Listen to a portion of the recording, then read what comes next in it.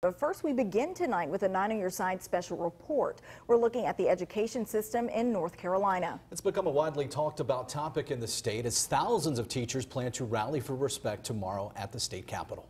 9 on Your Side's Brandon Truitt joins us. He began working on this report. Brandon, you actually had a chance to speak with a local teacher and take some of her concerns to lawmakers. You know, when you listen to these teachers over the past couple of weeks, you really get a sense of their frustration. So I wanted to take those concerns to leaders right in Raleigh.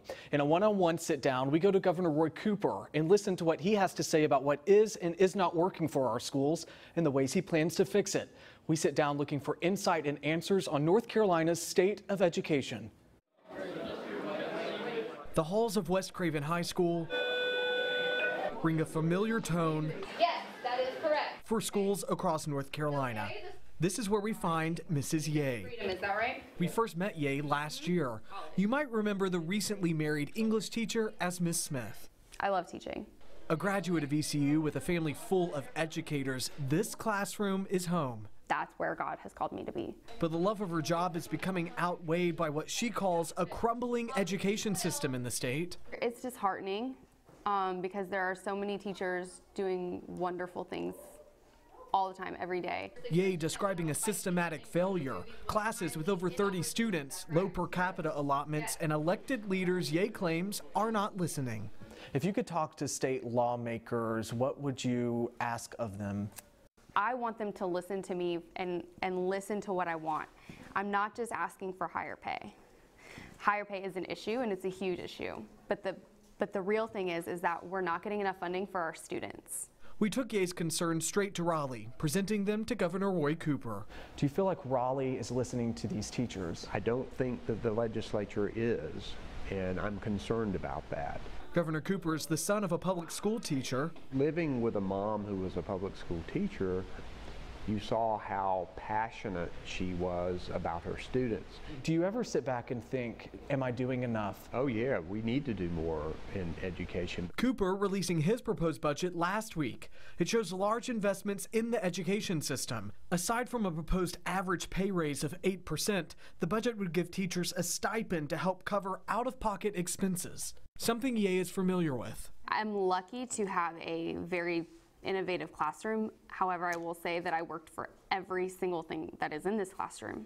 Ye picking up a second job last summer to help fund half the cost of these new tables, along with hundreds of dollars spent each year on additional materials. And it's been an issue for years now that we've heard that teachers are investing more and more of their own money.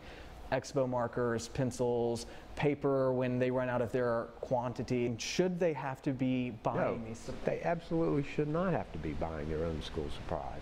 For Ye, it's now about getting results, regardless of party. It has become so divisive.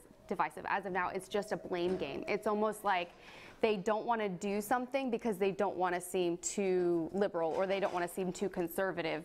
She said she was sick of it. She's tired of it. She just wants to see results. Is there hope at the state level that we can start to see some results for these teachers? I believe that we can, but public education should be bipartisan.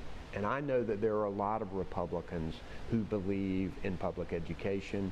Ye is just one of the many teachers who say they are tired of waiting. Now they're taking action. Thousands of teachers are expected in Raleigh Wednesday to rally for respect. I'm a huge advocate for my kids and my profession. I take great pride in my craft and what I do. I'm wondering what your message is to those teachers who are headed here Wednesday. I say that it is a shame that teachers have to take to the streets to rally for respect. Ye says at the center of it all, there are students and their futures, children deserving a better state of education. I just want the best for them, and I want people to know what is best for them and listen to us and finally say, like, yes, we want our kids to be successful. So what do they need? Okay, let's give it to them.